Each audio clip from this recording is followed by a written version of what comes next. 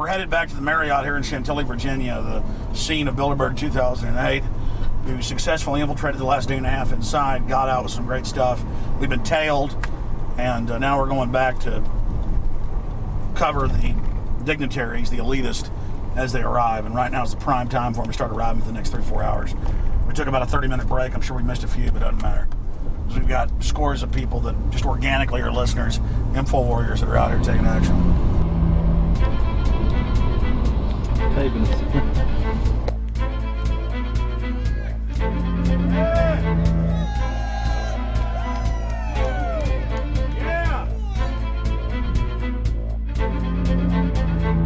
we're going to be out here for the next 3 days while you try to chart the future of our destiny. We're taking our destiny back. You're not our gods or our masters.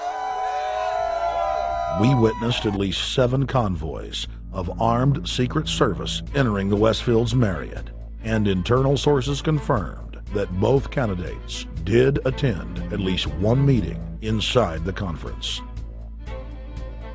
While the Bilderberg Group was 100% successful in 2008 at keeping their name out of the mainstream media, they did not fare as well when it came to the exploding independent press. During the entire 2-day event, anti-New World Order protesters and alternative media encircled the hotel. You are being exposed everywhere! From David Rockefeller, from John Edwards, from Bill Clinton! Your game of secrecy is over! You're gonna pay! Get him! It's up close! You piece of trash! This is Bernanke, man! Bernanke, you're going down!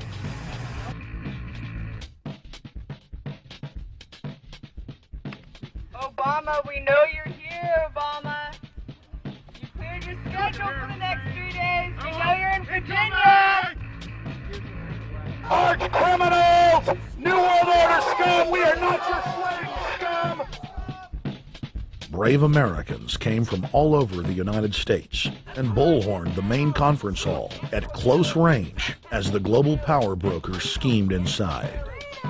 You are criminals! You control the central bank, you control the currency, and you're turning our beautiful country and world into a nightmare! The global elite are desperate to keep their organizational meetings a secret. They are keenly aware that if the population discovers that policy is being developed covertly by powerful special interest, the people will revolt. It is our duty to expose these criminals. It's a criminal act under federal law for federal officials to have private meetings to discuss world policy with non-federal workers. So everybody from the State Department, Treasury Department, White House, Defense Department, and others who show up, as they always do, they're committing a criminal act simply by being here to attend a secret meeting with officials from other countries to discuss U.S. policy in the world. So literally it's a criminal act. And every newspaper, every broadcaster has a patriotic duty to expose these scum and the evil they project. The election primaries served as a great diversion while the true future course of the nation was being set behind closed doors. You've got, obviously, the Bilderberger Group, founded by the former Nazi Prince Bernhard of Holland. You've got the Trilateral Commission, founded by David Rockefeller's Zbigniew Brzezinski. They're the ones who ran the Carter administration. Everybody in the Carter administration, from Carter and Mondale and Volcker and Brzezinski, were all members of the Trilateral Commission. Founding member of rap sensation Public Enemy, Professor Griff, gave us his view of the Obama phenomenon. Barack Obama's been given a pass by the Blue Bloods. He's been given the okay by certain secret societies for them to let him in. I truly believe imperialism and fascism needs a facelift. And that facelift is going to have to be black. And the reason why I believe that, simply because I think they're trying to go into Africa. Well, they're already in Africa. But they want to totally control all the natural minerals that they're going to need to carry themselves into the 21st, 22nd, and 23rd centuries. You follow me? So I think they have to go through a phase of galvanizing the masses of dark-skinned people. that truly believe that change needs to come, but the change that they're talking about is not necessarily change for the better as far as the masses of the people. It's probably a better change for them. It's not going to change for us, the little man on the totem pole. And no one looks at the agenda. Long as he positions himself right, have the right tie on, have the right smile, repeats the slogans over and over and drives it home, the average American is just going to swallow it hook, line, and sinker. And we don't even know what the agenda is. Writing in his 1964 book, With No Apologies, Senator Barry Goldwater said, "The Trilateral Commission is intended to be the vehicle for multinational consolidation of the commercial and banking interest by seizing control of the political government of the United States. The Trilateral Commission represents a skillful, coordinated effort to seize control and consolidate the four centers of power: political, monetary, intellectual, and ecclesiastical.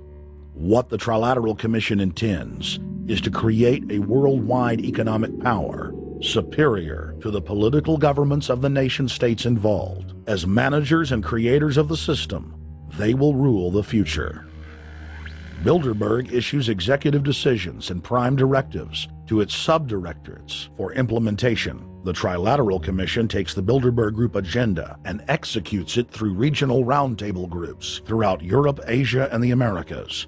The Council on Foreign Relations serves as the managing roundtable group in the United States sector.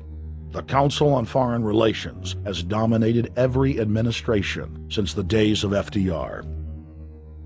The way in which they make policy and rule is that they are a polycentric oligarchical system. You have to be a finance oligarch. Remember, this is not a society ruled by generals, not by priests, not by bureaucrats, not by demagogues, none of those, but by bankers. Bankers rule, and the bankers set up these institutions. They set up things modeled on the Royal Institute for International Affairs, Chatham House, and the Milner Round Table of the period right after the Boer War, so even before World War I.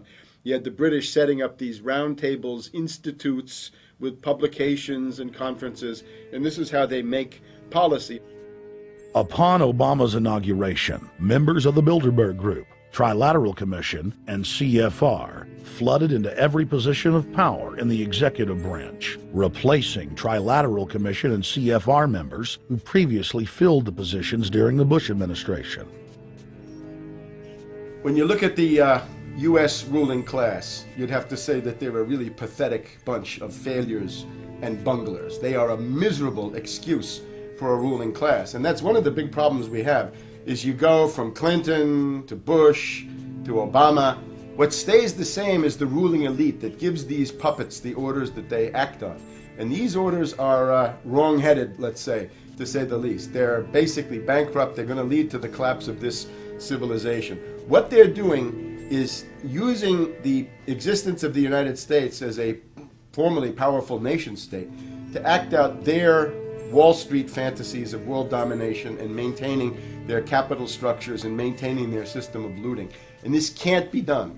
So the basic question is, they've hijacked our country and you got to take it back from them. You've got to drive Wall Street out of the government, and at that point you'd have a reasonable chance of getting back to prosperity and some kind of peace and order in international affairs. We had a chance to speak with economist and author George Humphrey. They have created a power elite, and we're not talking about the millionaire down the street. You can't even be a member of their club unless you're a multi-billionaire. And friends, this is not about rich versus poor. This is about a very, very small handful of the worst criminal element on this planet, manipulating and destroying the good people of this nation and of this world. About this Obama with change. Look at the people he's put in.